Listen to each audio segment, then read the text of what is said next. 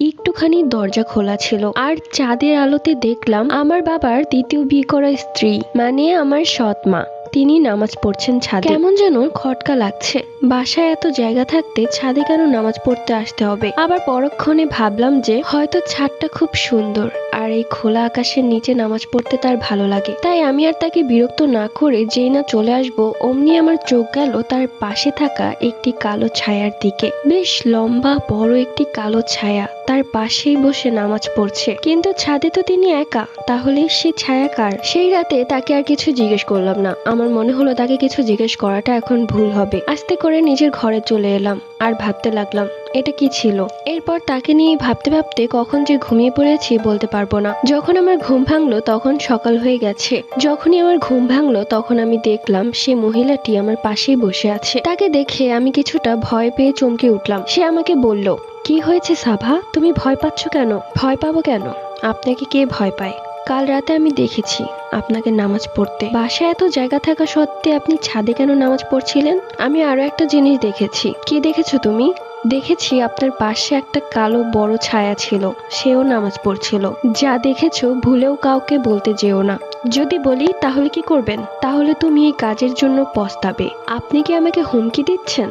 না, হুমকি দিচ্ছি না, শুধু বলে রাখছি নিজের বিপদ ডাকতে না চাইলে মুখ বন্ধ রাখো আর কাউকে কিছু বলতে যেও না। শুনে রাখুন, আপনাকে আমি ভয় পাই না, আপনি যেই হন না কেন। প্রথমত আপনি আমাদের বাড়িতে এসেছেন, এরপর আমার মায়ের জায়গা দখল করেছেন। আপনি কি ভেবেছেন আমার ছোট্ট ভাইটি তো অবুঝ, তাই ও আপনাকেই মা ভাবছে, কিন্তু আমি আপনাকে কখনোই মা ডাকবো না। এরপর তিনি আমার হাতে হাত রেখে নরম গলায় বললেন, দেখো সাফা, তোমার মা আর বেঁচে নেই, তোমার মা মারা গেছে।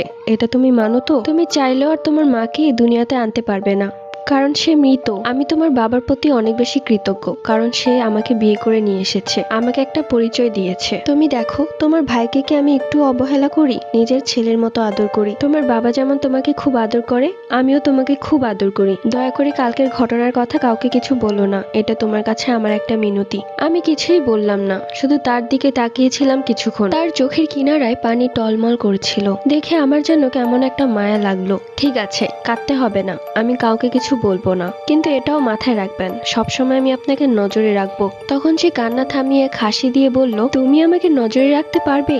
যাই হোক, বেশি কথা বাড়াচ্ছি না, তাড়াতাড়ি তৈরি হয়ে নাও, নাস্তা রেডি আছে। কালকে তুমি বলেছিলে তোমার বাবাকে যে আজকে তোমার ক্লাস টেস্ট এক্সাম। আমি নাস্তা তৈরি করে রেখেছি, তাড়াতাড়ি এসে খেয়ে নাও। ঠিক আছে, আপনি যান, আমি এখনই ফ্রেশ হয়ে আসছি। এই তো লক্ষ্মী মেয়ের মতো কথা, আসো তোমার কপালে একটা চুমু দিয়ে দিই। এরপর তিনি আমার কপালে একটা চুমু দিয়ে চলে গেলেন। পার্ট 3 লাগবে? অবশ্যই লাইক অ্যান্ড কমেন্ট করে জানাবে।